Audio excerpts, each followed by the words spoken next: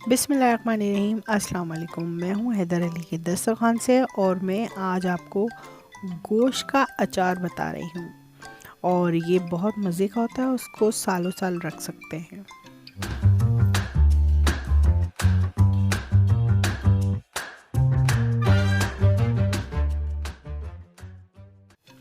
सबसे पहले हम गोश्त ले लेंगे, चिकनाई विदाउट चिकनाई के गोश्त, चाहे चिकन का हो, मटन का हो या बीफ का हो, जैसे आपके घर में खाया जाता हो वो आप चिकन ले लें। मैंने चिकन लिया है, आप जो गोश्त लेना चाहें वो ले सकते हैं। और इसको नॉर्मली दरमियानी आप बोटियां बना लें या बारीक बारीक चिप्स टाइप के बना लें, ये आप पे डिपेंड करता है। मैंने दोनों तरह से काट के बनाए हैं। कड़वा तेल, चाहे सरसों का तेल लेना चाहें सरसों का ले लें या कुकिंग ऑयल ले लें। मैंने कुकिंग ऑयल लिया है आधा कप। और ये तमाम मैंने जो बारीक काटी थी बोटियाँ, वो मैंने एक एक करके इसके अंदर डाल दी हैं और मैं इनको तल लूँगी, यानी कि थोड़ा सा क्रिस्पी कर लूँगी इनको। और जब तक इसका कलर नहीं चेंज होता तो हम इसको तलेंगे अच्छी तरह से। और जब ये ब्राउन हो जाएगी सारी बोटियाँ, तो फिर हम इसको निकाल लेंगे। और आप चाहें तो जब ये क्रिस्पी हो जाए तो इसको निकाल के इस पे चाट मसाला डाल के इसको स्नैक के तौर पे भी खा सकते हैं। और हमने थोड़ी सी बोटियों पे इसी तरह से मसाला चाट कर डाल के और हमने बच्चों को खिलाई थी और ख़ुद भी खाई थी, बहुत मज़े की लगी थी।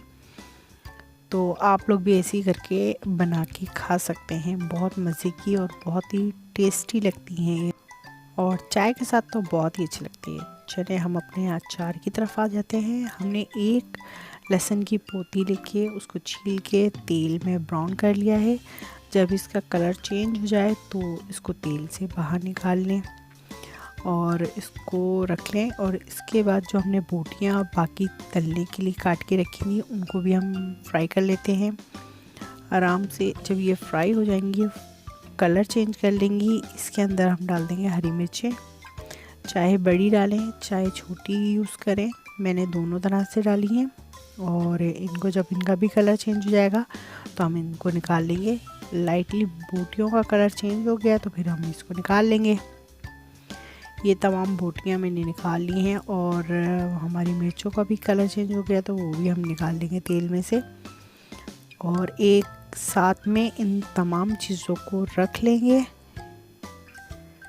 और जो तेल बच गया है वो भी उसमें हम और ऐड कर देंगे तेल को।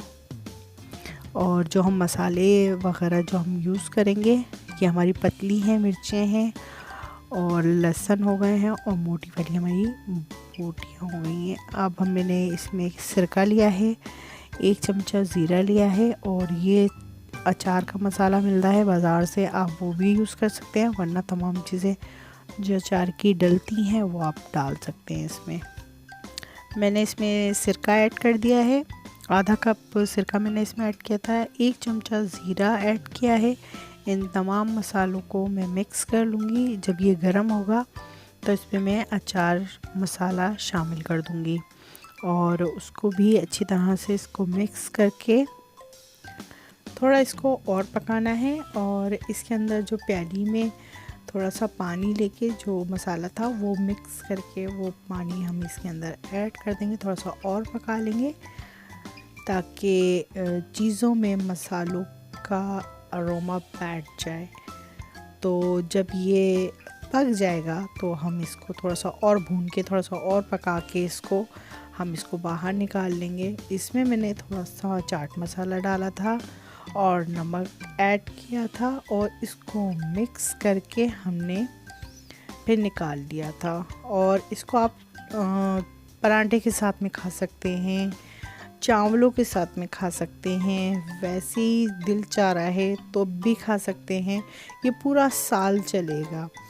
और इसमें ऐड कर दीजिए और तेल, सरसों का तेल, चाहे सरसों का तेल इसमें ऐड करके रख दें। तेल ऊपर हो और मसाला और तमाम चीज़ें नीचे हों, तब ये आपका साल भर तक आराम से चलेगा और ये बहुत मज़े का होता है। इसमें मैंने तेल अभी नहीं डाला है, बाद में डालूँगी। ये हमारी चिप्स हो गई मज़ेदार, और ये हो गया हमारा अचार मज़ेदार। खाएं, खिलाएं और मज़े करें। दुआ में याद रखिएगा। अल्लाह हाफिज़।